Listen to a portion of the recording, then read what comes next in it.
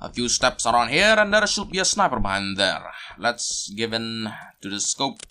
And a 1, and a 2, and a 3. There we go, got him. This part here is another one of those chaos moments where gangsters and soldiers fight. But I think there's only one guy with a Uzi that I can grab, and I don't think I need Uzi ammo that much, considering how I still have the most useful weapon in the mod. So, you know what, I'm just gonna skip it, basically. Just gonna, yeah, you guys fight. You guys do your thing. I'm just gonna sort off, basically, yeah. Fare thee well, dearest gangsters and soldiers. Pike your pikes beyond these cave lands. It is quite unfortunate indeed that your AI is too foolish to follow me through these vents. And even so, if you manage to follow me, I'll be waiting to gun you down anyway, so... Well, unless I decided to move on, which is what I'm currently doing right now.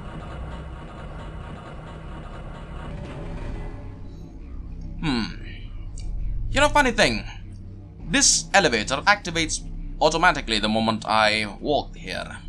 Yet, to open this door, I need to open the switch there. Bit of a strange system.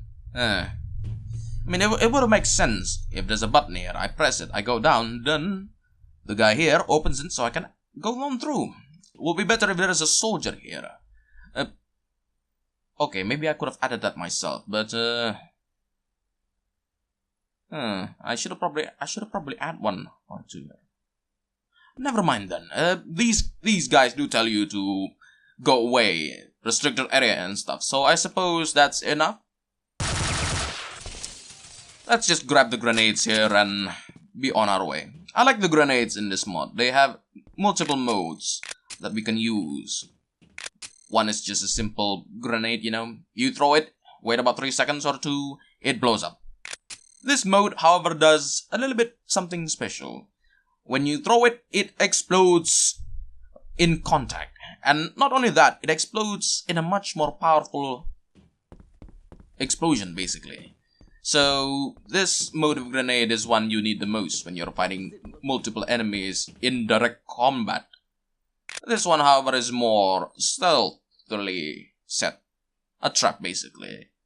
It works as you expect. You throw it, it pops up a radio thing. Anyone who walks near it, booms. It's very useful. Very useful. Everything's fine. Yeah, everything's fine indeed. I got myself nearly the full arsenal. I think the only thing I'm missing is just the plasma rifle. I think that's what the name was. I forgot the name of it. I'll probably remember it again once I actually get it. And the text of the name of the gun pops up again. I tend to forget things. I'm a human, you know. I don't keep notes on everything. Well, I do keep notes on a lot of things, but not everything. For instance, I think I tampered these doors. They used to merge to the ceiling or something. Maybe not. It really has been a while since I last played this mod originally. Well, in its original state, I mean. So, lots of things that I might get mixed up. Also, this part here. There's 2 soldiers there. I'm not gonna bother at all with them because Zeus, the god of thunder, will take care of them for me. Make it so. Smite them down. And there they go. Up to Valhalla. Well, maybe not. Considering how their condition might render them quite inoperative for any sort of afterlife things. Well, that is if they are resurrected and stuff, you know, all that afterlife stuff. Anywho, this combat section here is quite easy to bypass by simply doing the perfect stealth. I think you're only fighting like 3 guys here. All of them quite tricky to take care of in these storage areas, but if you were executing them, never mind, maybe... Oh wow, I didn't notice that before. When did that happen? Oh, that's interesting.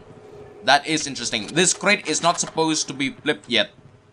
Oh wow, one of the soldiers must have touched it and flipped it somehow. That's going to be interesting. It basically means that I can escape this area when this entire room collapses. This room right here is the transitioning point between the normal world that we reside in and Reece's little dream world, where he fights monsters of the dark. If you think that we're just gonna be fighting mutants and soldiers here, you are quite mistaken. Well, mostly correct, since the only dark monsters that we'll be fighting is just only like one. Very powerful though, can kill you quite easily. But you know, let's see if it happens. I better get that raise. No, you're not gonna getting any raise, buddy. Why? Because your fate has been sealed. Oh no, it doesn't flip back. Oh dear, it doesn't actually flip back. Oh well. I do remember though, if there's a body underneath this thing here, it actually goes back up. Silly. Oh well. Let's just collapse and go to the dream world then. Sweet dreams. Sweet dreams indeed. I think this is the only chapter title that I didn't tamper at all. The original name, that is. The original name was Sweet Dreams, and in the Remod it's same thing here too, because I think no better name can represent this entire single map better. I want to get through this area as soon as possible. Why? Because the walls have dodgy textures. So it would be best if we go through this area as soon as possible. Let me tell you something, a thing or two about the changes done in this particular map though. In the original mod, you have to pass through this thing 3 times, or maybe 4 before that door appears. You can actually go up to it and you will hear someone talking, but there's just simply nothing going on. And the sound of the laughing there, there's a bit of a laughing sound there. In the original mod, it was far more high-pitched, making it a lot more grating and annoying, and makes it harder for you to hear anything at all that is being said by the creature beyond the doors. I found out during testing that the creature itself actually is the one that talks to you when you approach the wall. And there's a little cutscene that happens after you finally get the door to trigger open and go there, and the mouth of the creature moves when the sentence is being said. So I figured out that maybe someone who the guy who made this map may have done a bit of a tinsy mistake, maybe. So I decided to just make this little counter thing only a trigger, a single trigger once, you know, and made it so that door immediately appears and the cutscene plays, the creature talks normally, and then you fight him. Another thing that has changed is this little things here. In the original mod, you can actually camp here when fighting the creature, and basically it made the boss fight extremely easy, since you can just hide here and shoot at the boss until it dies. Thankfully though, with my ingenuity, along with some help from the source modding community, it's a Discord channel, but they do discuss gold source things there too. Many thanks to those guys, especially Don, because I think it was Don who helped me figure out that this wall right here, the triggers, you can actually duplicate brush-based entities. So what I did to make these little parts here push you, it's not by... No, sorry, let me just preface this part. You can't actually add new brushes in entity editors. You can only copy and paste existing ones. It's not as easy as it seems. I mean, if I could make new brushes, that'll be quite something else. But yeah, so basically what I did was copy this brush, paste it here, change the entity name to a trigger push. Now it pushes you away if you try to get close to this. And, well, if you're too busy fighting the creature and got pushed by this, you might end up falling here and you die, basically. So yeah, the fight with the creature now is a lot more tense. You don't get to camp anywhere anymore. This door also seals when you fight the creature, so no escape, no escape. Alright, let's actually fight the creature then, that I've been building up so much here.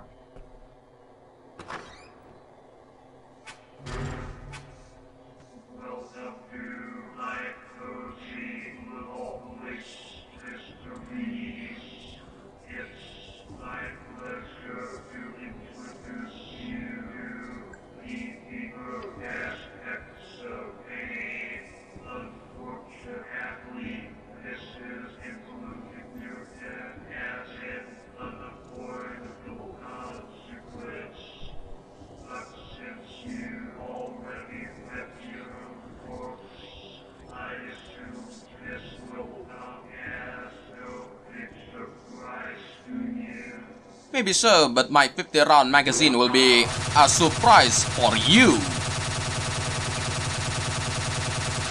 Yes, basically just go around this guy and just blast him to smithereens.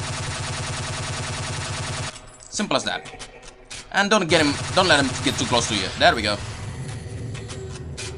By the way, if anyone can understand what he said, please tell it to me so I can make a subtitle or something, because he says something that I can't translate at all into text form because it's so edited, basically.